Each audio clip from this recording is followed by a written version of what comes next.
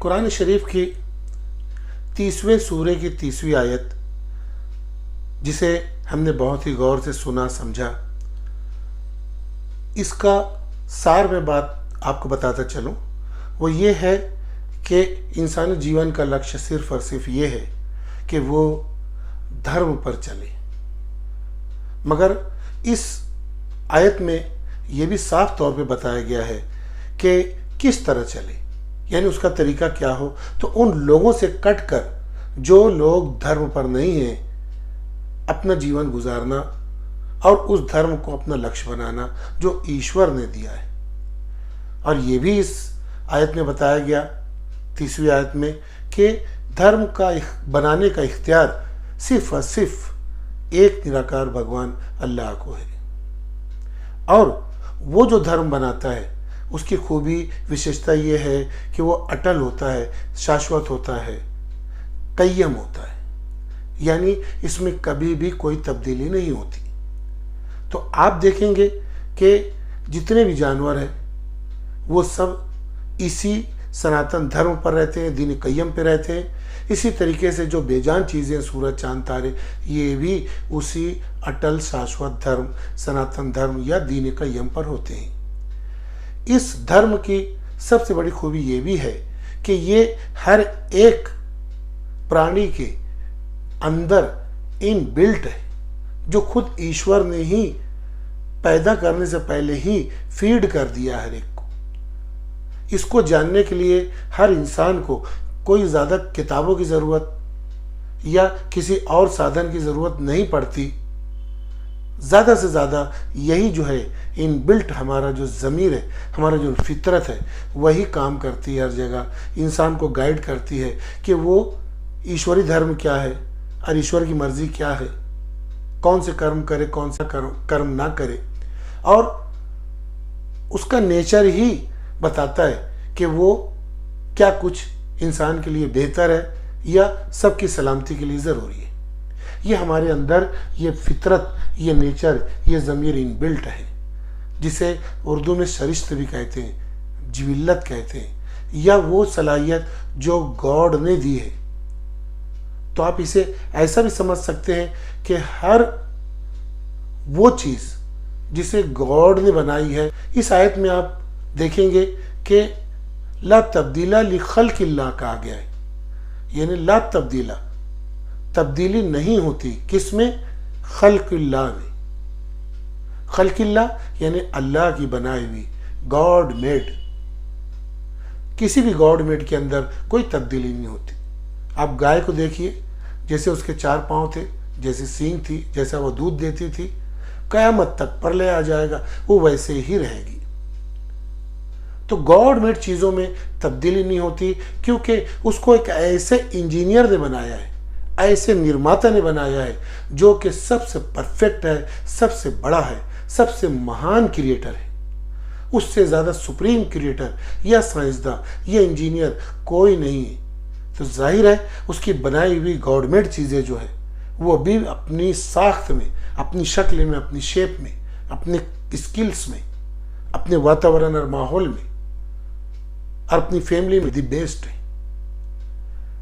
जब एक घड़ी की मिसाल मैं हमेशा आपको देता हूं कि अगर वो सबसे अच्छे इंजीनियर ने किसी दीवार घड़ी को बनाया है तो उस वक्त तक वो घड़ी अपना मकसद पूरा करते रहेगी, वक्त बताने का, जब तक घड़ी का हर पुर्जा और घड़ी जो खरीद कर लाया है कस्टमर, वो ये समझ ले कि ये सबसे बड़े इंजीनियर की बनाई हुई घड़ी है, ये सबसे बड़ी कंपनी की घड़ी है। तो कस्टमर उसमें कोई छेड़छाड़ नहीं करेगा। और पुर्जे भी जितने घड़ी के हैं वो सब अपनी अपनी जगह पे जूं का तूं एज इट इज काम करते रहेंगे। क्यों? क्योंकि मालूम है कि हमें सबसे बड़े इंजीनियर, सबसे बड़ी कंपनी ने बनाया है, और हमारी जो भी शेप है, जो भी शक्ल है, जो भी साख्त है, जो भी हमारा स्थान है, जो भी हमारा काम है, वो सब बिल्कुल परफेक्ट है। हमें कोई भी किस्म की इसमें तब्दीली नहीं लाना है। क्यों? क्योंकि घड़ी का छोटा कांटा जो कि घंटा बताता है, अगर वो सेकंड की जगह पे हो जाए तो घड़ी चलना बंद हो जाएगी। घड़ी का सेल जो पीछे लगा हुआ है, अगर वो चाहे कि मैं तो हमेशा से, मुझे कोई देखता ही नहीं है, मुझे पीछे इंजीनियर ने डाल दिया है, अगर वो आगे आने की कोशिश करे तो भी घड़ी फेल हो जाएगी। इसी तरीके से जब हर इंसान ये सोचेगा कि मैं जो भी हूँ, जैसा भी हूँ, भगवान ने मुझे सही बनाया है, मुझे परफेक्ट बनाया है। अगर मुझे गरीब बनाया है तो ठीक है, अगर उसने मुझे थोड़ा बदसूरत बनाया है तो ठीक है, अगर उसने मुझे कमज़ोर बनाया है तो ठीक है। क्यों? क्योंकि मेरा कमज़ोर होना, मेरा गरीब होना इस संसार की सलामती के लिए ज़रूरी है। जैसे किसी घंटे का कांटे को नाटा होना, छोटा होना और सबसे स्लो चलना उसके लिए ज़रूरी है, इसी तरीके से एक गरीब, कमज़ोर, बेताकत इंसान को भी ज़रूरी है कि वो यहाँ पे यही पोजीशन पर रहे। और अगर उसको कोई ख़ास शक्ल नहीं मिली है, अगर वो हसीन नहीं भी है, तो वो ये समझे कि इस पूरे ब्रह्मांड को चलाने के लिए मुझे ऐसा बनाया गया है, मैं जैसा हूँ वैसा ही रहूँ। अगर मैं अपने आप को बदलूँगा तो ये पूरा ब्रह्मांड का जो नियम है वो बिगड़ जाएगा और ये जो सिस्टम है, जो नेचुरल इकोसिस्टम है, वो जो है ख़राब हो जाएगा। मगर हमारा दुर्भाग्य है कि कोई भी शख्स, कोई भी इंसान ये नहीं सोचता कि वो दुरुस्त है, वो ठीक है। ईश्वर ने उसे जो भी पोजीशन रखी है, चाहे वो माली पोजीशन हो, चाहे शरीर की पोजीशन हो, चाहे मन की पोजीशन हो, हर पोजीशन जो उसने मुझे रखी है समाज में, वो बेटर है इस समाज को चलाने में, सब इंसानों को चलाने में, सब प्राणियों को जीवित रखने में। मेरी ये पोजीशन, मेरा जो नेचुरल बायोडाटा है वो बिल्कुल दुरुस्त है। हमें उसी वक्त सुकून मिलेगा जब हम जैसे भी हालत या हालात ईश्वर हमें दे दे और हम ये समझे कि यह हालत और यह हालात पूरे ब्रह्मांड की सलामती के लिए ईश्वर ने दिए हैं और मुझे इसमें तब्दीली नहीं लाना है, मुझे इस पर शुक्र और संतोष प्रकट करना है, तो बस ठीक होगा। मगर हम सबकी सलामती को ना देखते हुए सिर्फ अपने बारे में सोचते और मुकाबला करते, कंपटीशन करते कि तो वो तो इतना हसीन है, वो तो मुझसे ज़्यादा मालदार है, वो शख्स तो मुझसे ज़्यादा ताकतवर है, वो तो फला फला जगह रहता है, मुझे तो इतनी घटिया जगह पे रखा गया है, उसका लिबास कितना ज़बरदस्त है, उसकी आवाज़ कितनी अच्छी है। इंसान कंपटीशन करता है दूसरों से, जबकि आप घड़ी में देखेंगे तो कोई भी कांटा किसी दूसरे कांटे से कंपटीशन नहीं करता। अगर 12 का आंकड़ा ऊपर है तो वो वही है, 6 का आंकड़ा नीचे है तो नीचे, कोई मुकाबला एक दूसरे से नहीं करता, न पोजीशन चेंज करता है। तो हमें चेंज नहीं लाना है। सारे प्राणी, सारे बेजान दरख्त, सूरज, चांद, सब अपनी अपनी पोजीशन, अपने अपने काम जो ईश्वर ने उनके लिए बनाया है, जो नेचर दे दिया है, वही उनका धर्म है। और ये धर्म इसलिए बनाया गया है क्योंकि सबकी सलामती इसी में छुपी हुई है। सबकी जिंदगी बका का इन्हिसार इसी पर है कि कोई भी प्राणी अपनी हालात यानी अपने नेचुरल बायोडाटा को चेंज ना करे। अब आज का एपिसोड ये है कि एक हदीस शरीफ की किताब है जिसे कहते हैं बुखारी। कुरान शरीफ के बाद मुसलमानों के दरमियान ये सबसे बेहतर किताब है धर्म की।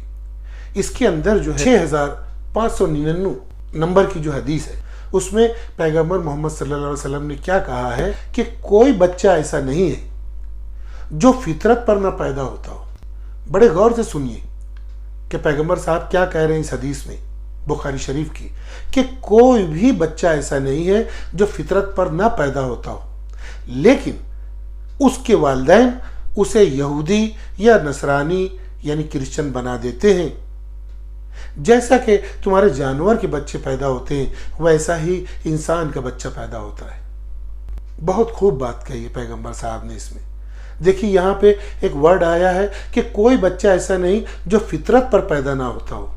फितरत पिछले 18वें एपिसोड में हमने बताया कि फितरत यानी अल्लाह का बनाया हुआ नेचर जो हर इंसान को दिया जाता है, वो उसकी फितरत होती है, वो फितरतुल्लाह होती है, वो खल्कुल्लाह होती है, अल्लाह की बनाई होती है, गॉड मेड होती है। इसको आसान लफ्जों में समझे कि एक निराकार भगवान हर प्राणी को जो गॉड मेड शेप, जो गॉड मेड साइज, जो गॉड मेड वेट, जो गॉड मेड हालत और जैसी उसकी रोजी, खान पान, जो कुछ गॉड मेड उसको बना देता है, वो उसका शाश्वत और सनातन धर्म होता है, और वही उसकी फितरत होती है। एक लफ्ज़ में कहें तो अरबी में कहेंगे फितरत, और संस्कृत में कहें तो प्रकृति, और इंग्लिश में कहें तो इसका नाम है नेचर। ये गॉड मेड होता है, इसमें मैन मेड कोई चीज़ नहीं होती, इसमें इंसान का कोई दखल नहीं होता, इंजीनियरिंग का न कोई स्किल का, बल्कि ये पूरे तौर पर सबसे महान क्रिएटर, एक निराकार परमात्मा अल्लाह का बनाया होता है हर चीज़। ये God made, complete God made होती। तो हर बच्चा, चाहे वो हिंदू के यहाँ पैदा हो, चाहे मुस्लिम के यहाँ पैदा हो, चाहे क्रिश्चियन, यहूदी, ईसाई, पंजाबी, या कोई जंगल में पैदा हो, ये सब बच्चे फितरत पे होते हैं, यानी अल्लाह के बनाए हुए नेचर यानी शाश्वत सनातन धर्म पर होते हैं। और अरबी में यह कहा गया है कि नेचर यानी फितरत ही दीन कय्यम है, जैसा कि मैंने 30वें नंबर की जो आयत गुजरी उसमें बताया कि ज़ालिका दीनुल कय्यम।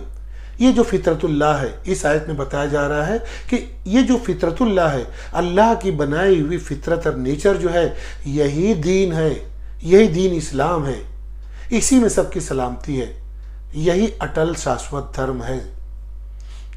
तो हम समझ लें कि चाहे फितरतुल्लाह कहें, चाहे फितरत कहें, चाहे दीन कय्यम कहें, चाहे सनातन धर्म कहें या नेचर कहें, ये सब एक ही चीज़ों के नाम है। तो यहाँ पे पैगंबर साहब कह रहे हैं कोई बच्चा ऐसा नहीं दुनिया में जो पैदा होता हो तो नेचर पे ना हो, यानी ईश्वर की मर्जी वाले प्राकृतिक नियमों पे ना हो, यानी इस्लाम पर ना हो। इस्लाम का मतलब यानी ईश्वर अल्लाह के पूरे पूरे प्राकृतिक नियमों पर 100% कायम हो, वो नेचर पर हो, अननेचुरल उसके अंदर कोई चीज ना हो, वो गॉड मेड हो, उसके अंदर मैन मेड कुछ भी ना हो। आगे क्या है, लेकिन इसके माँ बाप इसे यहूदी, ईसाई या दूसरे कुछ धर्म पर उसे बना देते हैं। यहाँ पर यहूदी और ईसाइयों का जिक्र किया गया है। जिस वक्त पैगंबर साहब थे उनके अतराफ में यहूदी और ईसाई रहा करते थे मुसलमानों के। यहाँ सीधा सीधा मतलब अगर हम ले तो इसका मतलब है कि एक गवर्नमेंट चीज़ के अंदर जो भी चेंजिंग मेन लाते हैं, मेन मेड किया जाता है, उसको धर्म से हटा दिया जाता है। अगर कोई चीज़ कंप्लीट अपने गवर्नमेंट नेचर पे है तो वो इस्लाम पे है, वो शाश्वत सनातन धर्म पर है। और जैसे ही इंसान उसको किसी तरीके से चेंज करेंगे तो समझ लो उसको अपने धर्म से, अपने नेचर, अपनी फितरत से हटा देंगे। तो आप देख लें, ये सिर्फ मुसलमानों के ही बच्चे नहीं हैं, बल्कि मुसलमान भी अपने बच्चे को असल नेचर से हटा देते हैं। इसमें मुसलमानों के लिए फख्र की बात नहीं है कि उनके यहाँ के बच्चे या वो नेचर पर है, नहीं, बिल्कुल नहीं, बिल्कुल नहीं।